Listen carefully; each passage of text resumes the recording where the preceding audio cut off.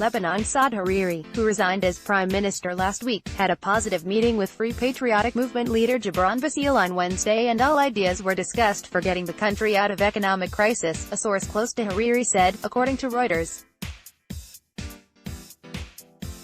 Hariri's resignation was prompted by an unprecedented wave of protests against the ruling elite that has swept Lebanon since October 17, tipping it into political turmoil at a time of acute economic crisis.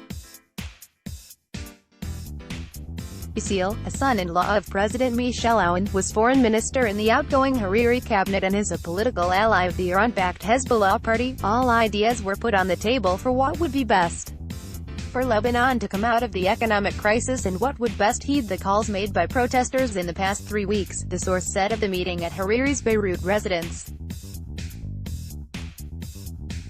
It was his second meeting there with Bassil in 3 days.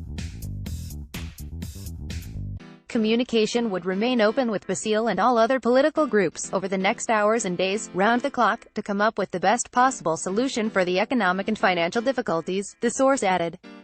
Aoun has yet to begin the formal consultation process with lawmakers towards nominating a new prime minister, drawing criticism and ire from rivals and protesters.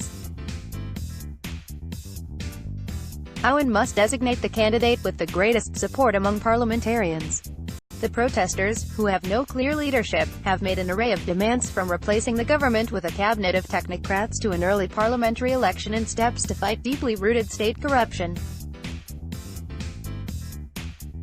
Other political sources have said Hariri favors a government blending technocrats with political figures but devoid of prominent politicians opposed by protesters, including Bassil, who has been a target of ridicule at the rallies.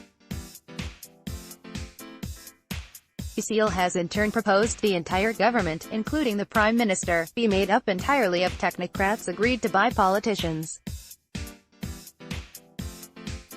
A degree of normalcy has returned to Lebanon in recent days as the protests that paralyzed much of the country have ebbed and roads that were blockaded by protesters were reopened. On Wednesday, protesters gathered outside government offices and state-run bodies in Beirut and other cities. As night fell, hundreds of protesters, some of them holding candles and banging pans, gathered in the central Beirut. Lebanon's economy has suffered years of low growth for reasons including turmoil in the Middle East.